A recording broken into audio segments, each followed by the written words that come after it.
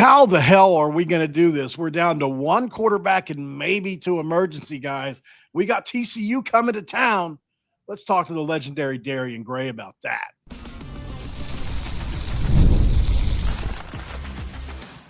You are Locked On West Virginia, your daily podcast on the West Virginia Mountaineers, part of the Locked On Podcast Network, your team every day. What is up, guys? Welcome back in. My name is Mountaineer Paul. I am your host. This is Locked On West Virginia, baby, where we're talking about the Mountaineers on the football side again. Today, a baby. And look, I understand some of you guys aren't looking forward to this week. Some of you guys are. There's always a reason to watch this show. There's always a reason to watch the Mountaineers. Absolutely.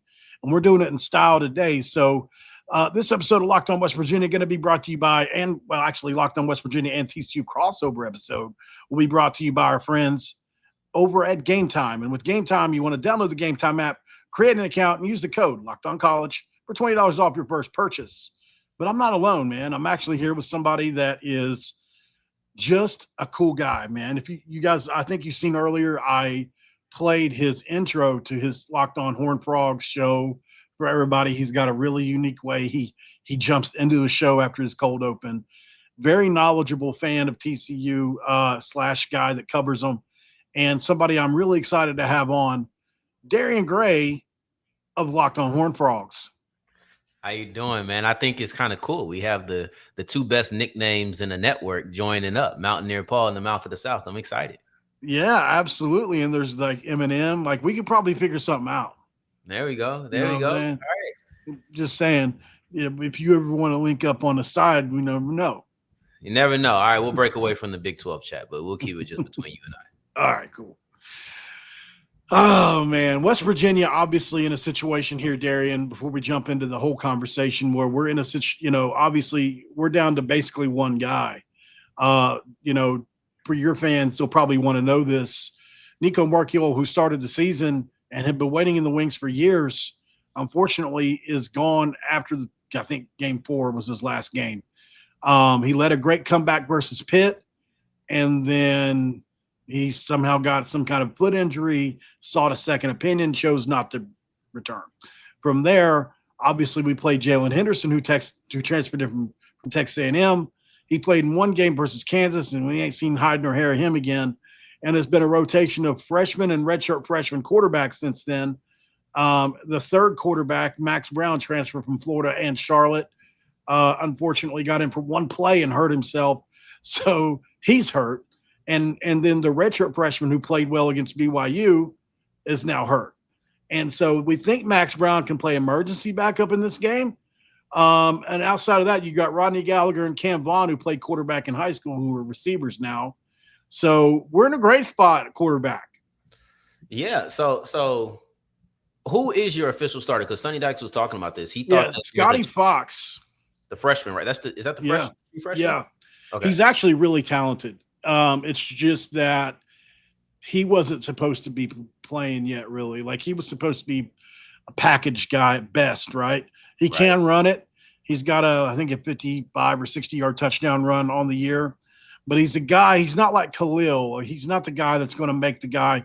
He's not going to shake a dude out behind the line of scrimmage and then bust up and make a play. He's the guy that needs a couple steps. Then he can really get rolling. But he just doesn't have that acceleration.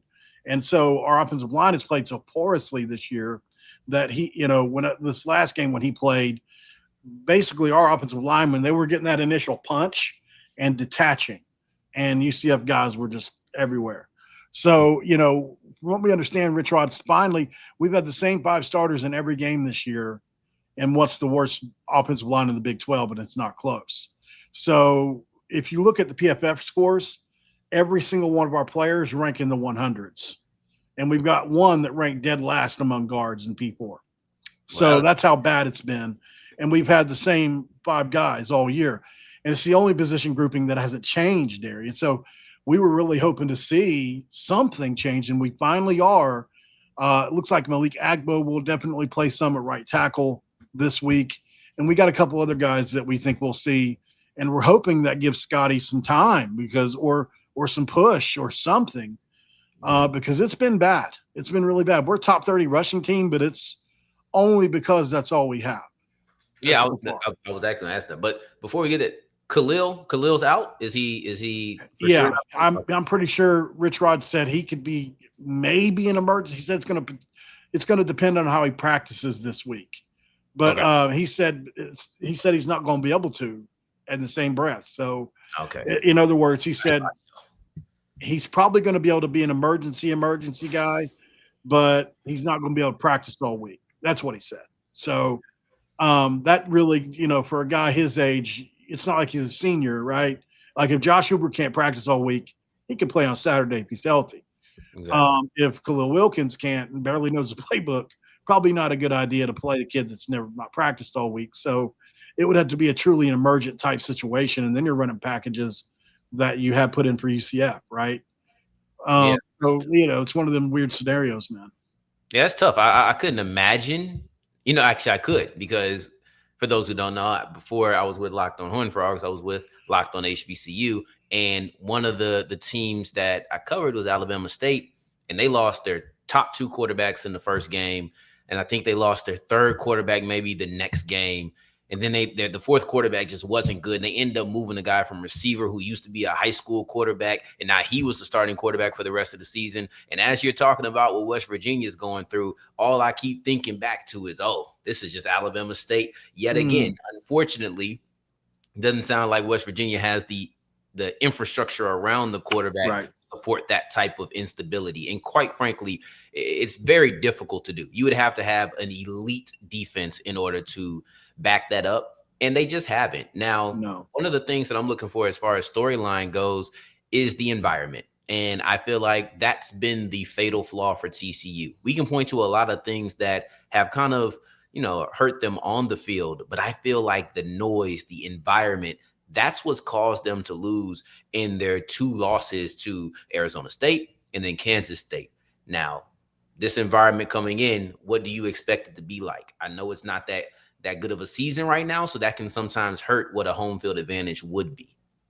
Yeah, I would imagine a night game, coal rush game in Morgantown is probably going to be darn near sold out, even during this bad season, just because of the uniqueness of the game. And, could it be a little bit less than sold out? I probably, but even at 50K, 55K, the stadium's really loud. I imagine you're going to get that. So far, we haven't, even over the Neil Brown years, we didn't have, we had some pretty bad years under Neil, and we never had really less than, I think, 48 or so hit, which is not great, but it's still pretty loud, I think with this situation, everybody was so excited about Rich Rod. It's going to be interesting to see what everybody does with their season tickets, because they blasted past the 10-year best with season tickets. The student section has been moved, and it's been really good there. Made it a lot louder. So we know when Milan Pushkar is rocking, it's one of the 2 or 3 loudest stadiums in the Big 12. But is it going to be rocking? It's a great storyline, and one that I think we won't know until pregame, right? And I'll get those texts in. People will tell me, what it's like. Actually, I may even be there still trying to work through that, but we'll see. Okay, that's probably the thing that I'm looking for the most, because I feel like the noise has gotten to TCU. And I also think they faced better teams in that. Oh, yeah. In that span. So I think that the combination of the two, that being said, I thought that I thought that Arizona State was a better team than Kansas State, and Kansas State came in and did TCU much worse than Arizona State did. So quality opponent isn't always the end all be all. It'll be very, very interesting to watch. I'll be looking, because that what's it called? That the decimal meter that they be showing on certain games. I would love to see what the decimal meter would be out of Morgantown. That's we won't know, so there's not too much more to say about it, but I will be studying and monitoring that for sure. One other last storyline I'm interested in from a West Virginia perspective is this TCU team, are they Big 12 contenders or are they Big 12 pretenders, right? I think this is going to be a win you guys expect to get. You'll move to 6-2 on the year most likely if everything holds like it's supposed to. Obviously, West Virginia has something to say about that. But if you win, you're in a really good spot to push, even though you've got the losses you have. K-State's not going to factor into the title race. Arizona State, yeah, you may have a tiebreaker with them down the road. You cross that bridge when you come to it. But, I mean, you get this win. You feeling pretty good if you're a TCU fan, right? I'm feeling okay. I'll say this. I've said this before. This isn't a game that a win will move the needle. And I mean, obviously, I don't mean to be disrespectful, but like this is a game against one of the teams that you're supposed to beat. Then you get into a couple of games that it's going to be tough. Then you get into Iowa State. You got to go to BYU. Then you got to go to UH. And then you close out with Cincinnati. So in your last 4 games, you have 2 of the better teams in this conference. So I can't say that that's why this doesn't move the needle, because what comes after TCU loses this game, it's going to be a lot of conversations. We expect them to win this game.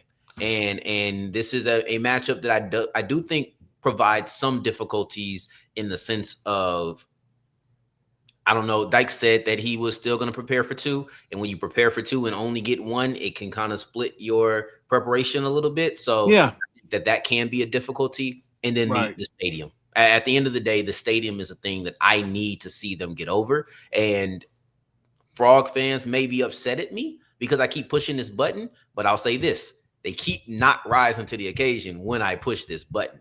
So I'm going to keep pushing it. It's something I can't ignore, even though I don't think that it's going to be as costly as it's been in the past. So that's how I look at this game and the future for TCU this season. Yeah, absolutely. And it's going to be a cold rush, dark environment. They're going to have LED lights flashing around.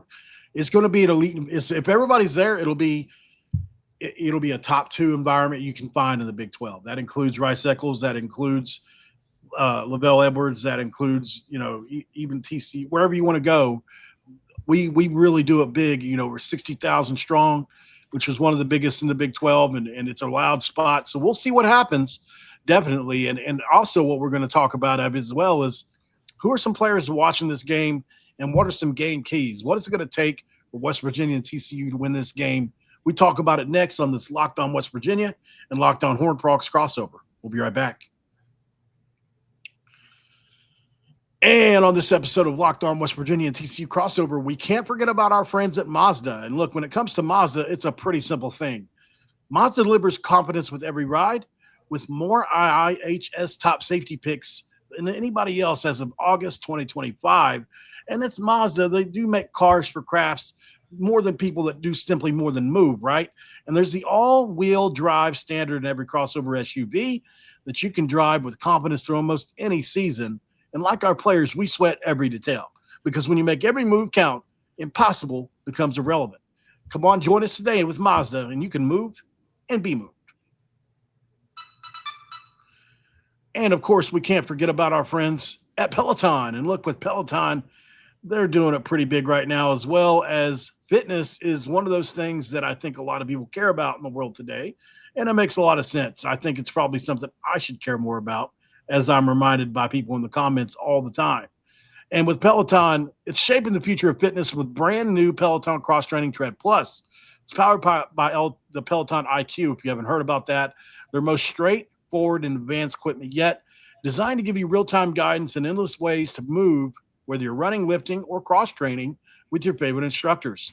This is training reimagined, built for breakthroughs with tools that help you plan, stay motivated, and reach peak performance. I love how the Peloton IQ system offers real-time strength coaching, and it actually tracks your reps, suggests the right weights, and corrects your form, making every rep safer and every rep smarter. So let yourself run, lift, flex, and push forward and explore the Peloton Cross Training Tread Plus today at onepeloton.com. It's segment 2, and I'm going to crack open a do. As you can see, as this is my famous sweater, Darrion. In case of accident, my blood type is okay. I can't see it. There you go. Mountain Dew. Segment 2. Yeah. In segment 2, we crack a do. I don't know if you have anything for the mouth of the South, but I got to do. I have this. I don't have anything to drink. You actually have you have a placard for your desk. That's great. Yeah, I mean, I have that. I mean, Okay, we'll take it. I'll for segment 2, I'll take 2 sips of this water that is actually not what the brand says because I refilled it. Okay, appreciate that. There we Got to go. make sure you're hydrating, man. That's it. Oh, Just worried about you. Look, all these lights and whatnot, they take it out of you every now and then. You got to flushing yourself with fluids. So I appreciate you. Yeah. Like so okay, you drink, you get on the Peloton, you get on the show, you get on the Peloton. I'm here with you. Yep. So okay, I got a fun game for you really quick, and then you can dive into the deeper ones. I'm going to name a couple guys. You tell me you scale 1 to 10. How worried should West Virginia be about this player and why? Really quick. We're going to start out with one of the best quarterbacks in the league, Josh Hoover. Well, like a great dunk at the dunk contest, 10, 10, 10, 10, 10. 10. Listen, 10, because West Virginia ranks 14th in pass defense. TCU ranks 2nd in pass offense. Yeah. They'd say quickly, I think those 2 stats tell the whole story. And then Josh Hoover is just Josh Hoover. And I think he's a really talented guy whose name precedes him. But statistically, number 2 passing offense, number 14 passing defense. Let's do the math. Yeah. It's not great for us, is it? No, it's not. What about Savion Williams, who, I mean, most people should know that name. He's not there. He actually left. So he graduated. So now we got Eric McAlister. I don't know what I was thinking about. That's right. Because last year you had Savion, and he was a big player. I thought he had an extra year. My fault. No, he hasn't done too much at Green Bay, so I get it. I haven't seen him too often, but I'll answer for McAlister because I think that's another very accurate. I'd probably say I'm going to say 9, and the reason it's not a 10 is not because I just don't want to give out 10. I'm not just a harsh judge or anything. There's a lot of players on that wide receiving core. There's a lot of players, and you include the tight ends as well. The thing about McAlister that almost had me put him at an 8 was the guys around him, and it could be anybody. They've had 3 100-yard receivers this year, but they've only went 2 games without a 100-yard receiver. It's just been a revolving door of Manjack, Dwyer, and McAlister. The reason he's at a 9 is because McAlister's a deep ball specialist. He's an explosive play waiting to happen. Right, not a deep ball specialist, excuse me, but he's an explosive play waiting to happen. Whether that's catch and run, whether that's down the field, and at any moment it could happen. He and Hoover have a great chemistry, so I'm going to give him a 9. What about Kavorian Barnes?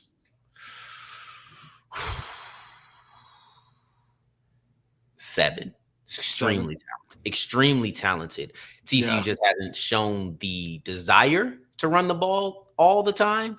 And they also haven't shown the ability to run the ball all the time. But he did have a really good game last week. I love Kavorian Barnes. He's probably one of my favorite players. And if they handed the ball off to him more, I would have put him as a 10. I think that's how talented he is. But for right now, I'll say 7 because of frequency and some of the struggles up front that they seem to have gotten corrected over the last 2 weeks. But I'll give them 1 more week to prove that.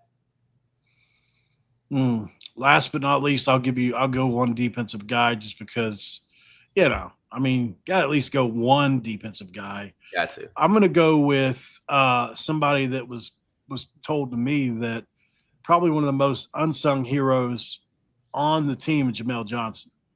Jamel Johnson is really good. Now, who I thought you were going to say? I told him, so Paul and I were talking before. I said I had a couple of defensive guys I wanted to name. So I had my fingers crossed.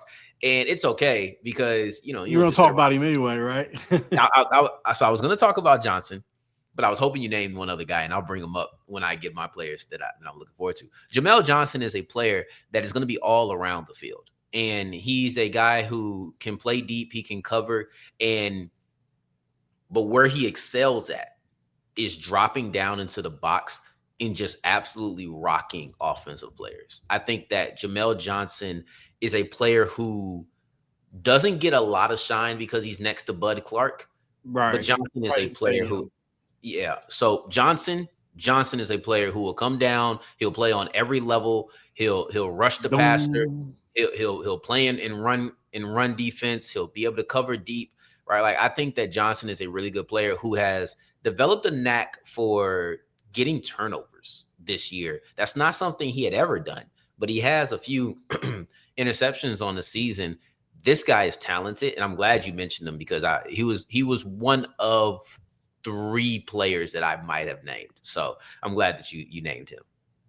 Now you can take it from here, man. Is there anybody else that I might need to know about? Then I'll give you a couple. Well, we went through the 3 big offensive threats. The tight end, DJ Rogers, or Chase Curtis, or Lafayette. Manjack.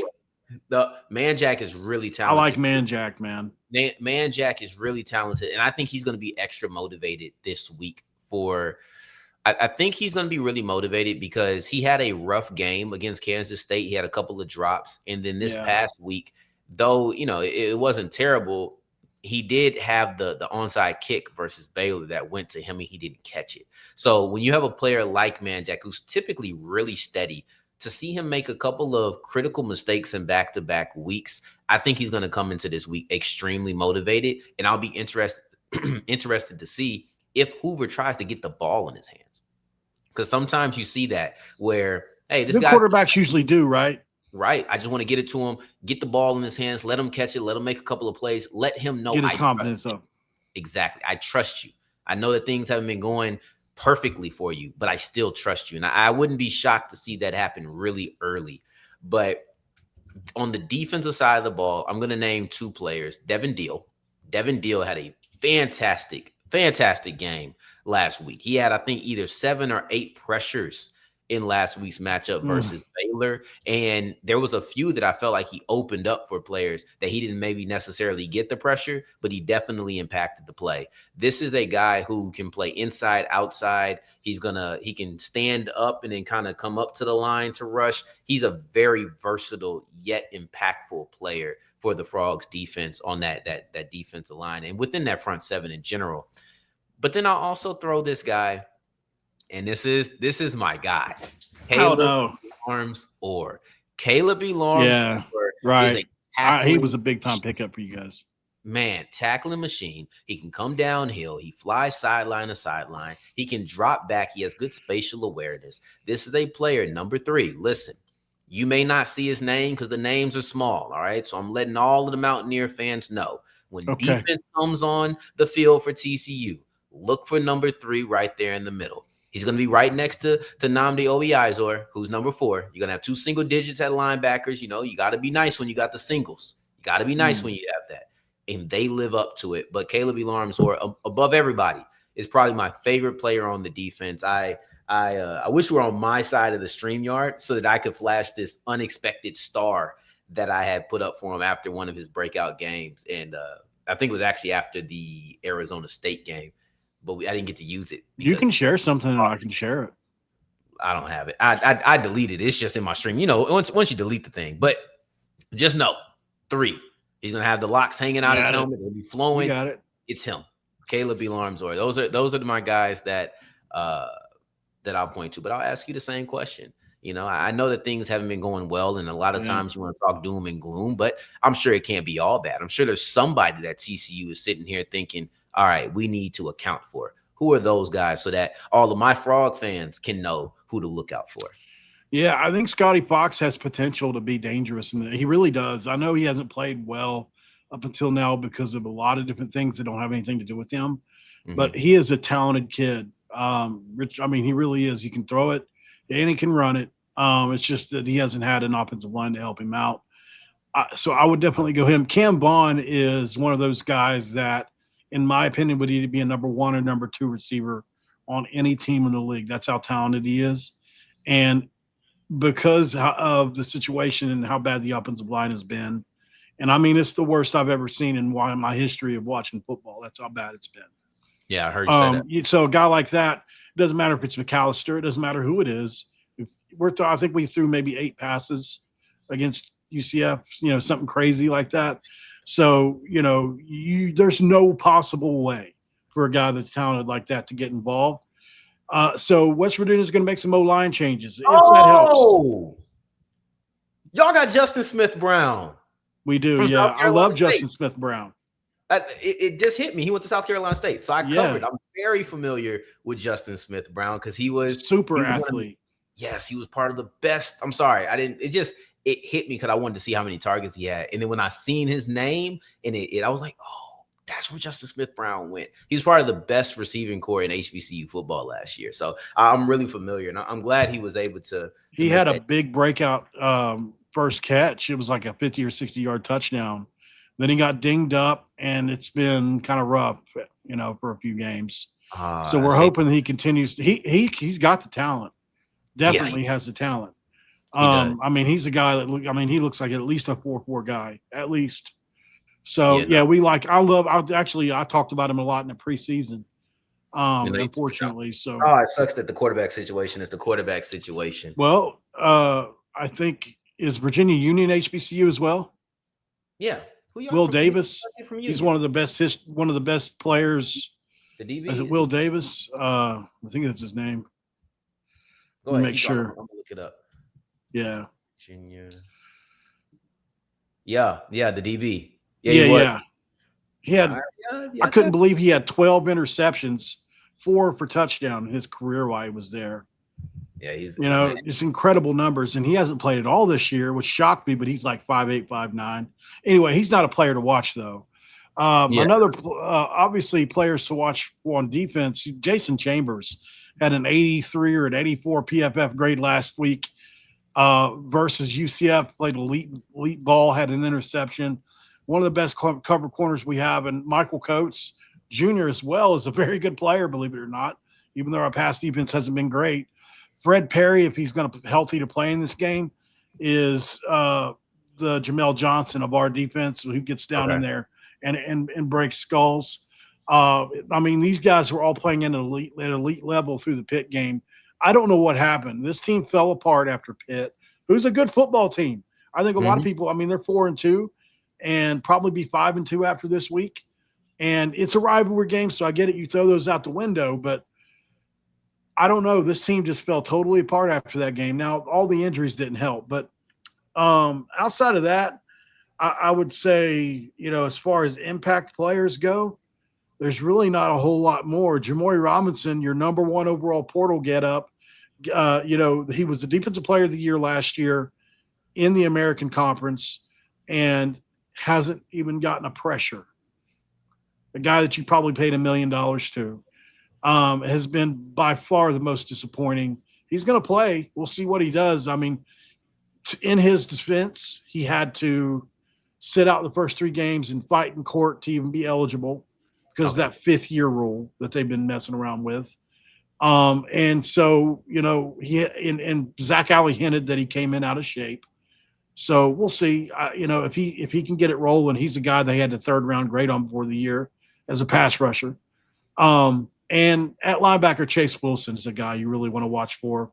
One other guy I'll give you is Eddie Vesterinen, defensive tackle, very good player, always grades really well, and is just one of those classic glue guys that you've got on your front. Is he beating guys off the line with skill? No. But he's a guy that if you had to wrestle him, he's going to twist you in the knots. One of them kind of guys. So we went a little long in this segment, guys. So what we'll do is we'll get to the game keys. We'll just combine that with how we win and do a prediction to score on the other side of the break on the Locked On Horned Frogs in West Virginia crossover. We'll be right back, guys. This episode of Locked On West Virginia and Locked On Horned Frogs crossover is going to be brought to you by our friends at Game Time. With Game Time, it's a pretty simple thing, like I like to say. When it comes to the Game Time people, man, I've always enjoyed the initial read that they gave us. So this is how I'm going to read this one. College football is back. And I couldn't be more excited. The tailgates, the rivalries, and the energy and the stands. There's just nothing like it, but let's be real. Actually getting tickets can feel a bit more like the game and the battle itself than even the game. Endless queues, hidden fees, prices jumping at checkout. That's why I use Game Time, man.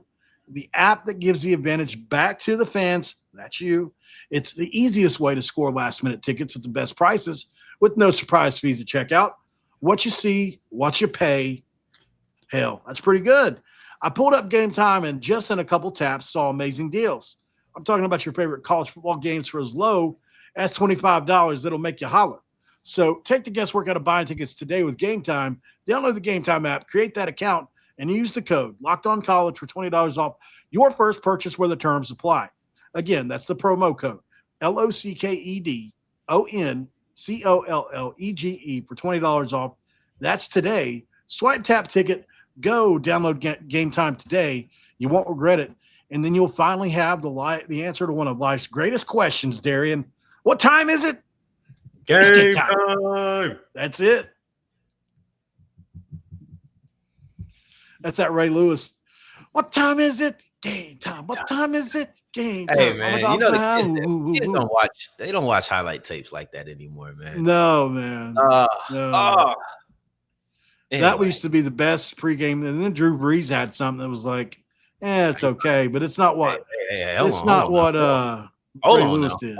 Hold on now. Drew Brees had elite pregame speeches. I will not allow these to be besmirched. In my presence. I will not allow it. All right. Okay. Okay. We'll give you Drew Brees. 3, 4, win 4, 5, 6, win again 6. Man, come on. Okay, man, we won't besmirch. Oh man, you know I'm about to play one. Anyway, let's get to the game keys. The game keys is showing respect to your legends, and you shall win. That's what I'll say. And if anybody has a problem with me boosting up Drew Brees, yes, I'm a Saints fan, but he's from Texas, so I'm going to use the Texas connection right now. Okay. There you go. Yeah. Shout out Brees. I mean, listen, he is a goat on the field. I mean, I can't say he's not. You know what I mean? He's definitely one of the goats. There you go. But I'll say this, because I think my key is quite simple. It's not even in depth. Get up early. Get up early. Just go ahead and not play around. Don't let this game come down to the wire. Get up early. You'll take the crowd out of it. I think that when teams have a lack of success and you get up early on them quick, they get out of it much easier as opposed to a team like an Arizona State who they know they can come back at any time. I don't know what's happened since the Pitt game either, but it's been ugly for you guys for most of those games. Most of those games haven't been close. And I think there's a very easy way to say, here we go again. My prediction is that they do achieve that. They do get up early and they end up winning despite the environment by about 14, 2 to 3 scores. That's what I'll say. They'll win by 2 to 3 scores against West Virginia. Yeah, I can't disagree with you, man. But, West Virginia is going to win this game. First of all, Rich Rodriguez talked about it in the press conference. We misevaluated. We did. We missed on some guys. We still believe in some of these guys, too. They're playing with the lineups. They're trying to fix the offensive line. It's the greatest question there is to this team.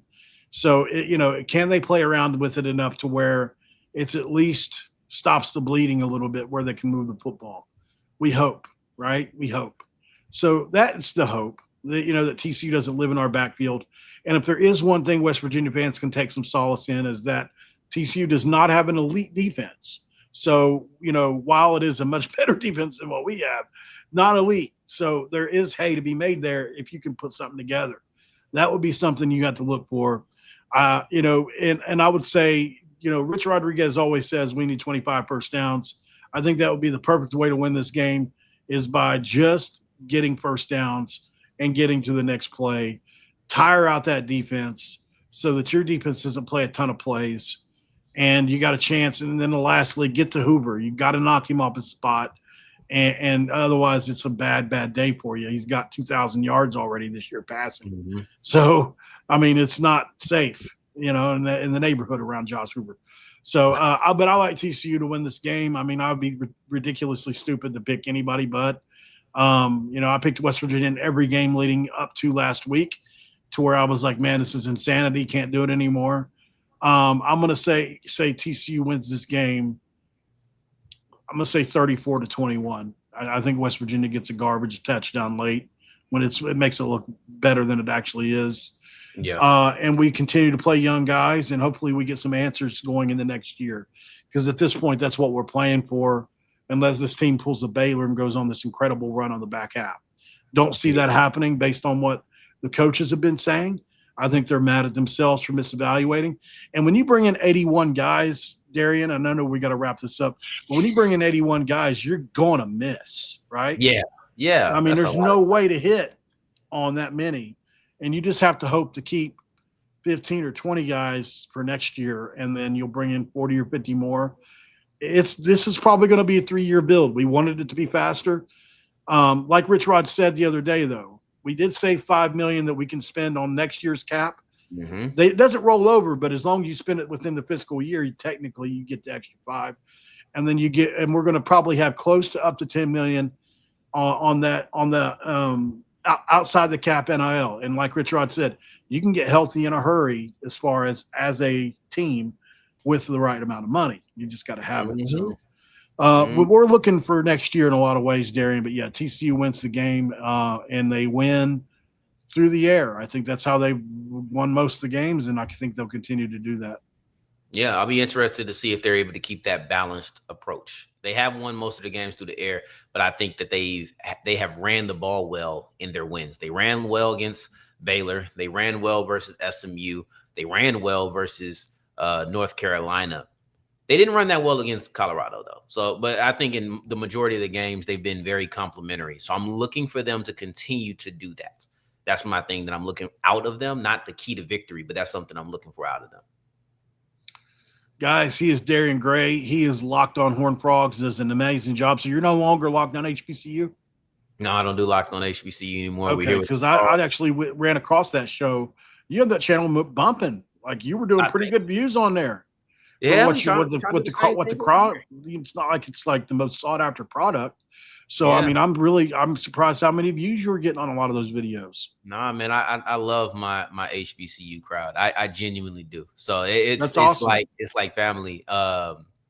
Hopefully, fingers crossed, we can get a new host in there. We can get this thing jumping again. But yeah, no, I think because a lot of people feel like, oh, it's not sought after as much, it's not as supported, it became a very strong nucleus of supporting each other. Wow. So I thought that was really great. And you won't hear me say a bad word about my time doing the show.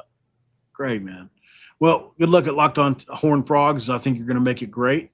Guys, make sure you go subscribe to him. I made sure I did this week, and always subscribe here at Locked On West Virginia as well. But we always support our brethren in Locked On. So we will see you guys on the next one.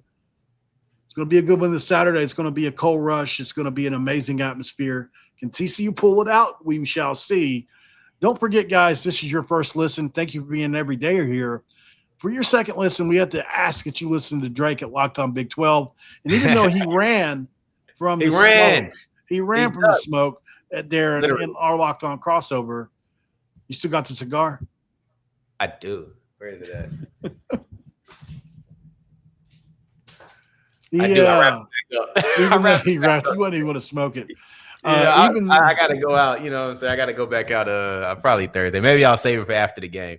But I also want to say, make sure that on my side, you guys are checking out. I'm not going to talk with the cigar, but make sure that you guys are checking out Mountaineer Paul. Does great work, does consistent work, right? If you ever need something to listen to and you're running out of things to listen to, I promise you he dropped an episode, okay? And it's going to be quality. So make sure that you guys are checking that out and stay educated. Learn up on the enemy and learn up on the conference. So you do fantastic work. So I want to make sure I also deliver that because, everybody needs to know.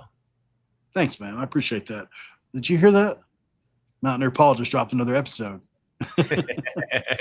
Guys, but check out Locked On Big 12 as well, even though Drake, he'll keep his job if you hit subscribe. So make sure you do that. We'll see you guys on the next one. Don't forget, though, does TCU have a special thing they say? We say Q Country Roads. What do they say? Say knuckle up. So don't forget to knuckle up and cue them country roads.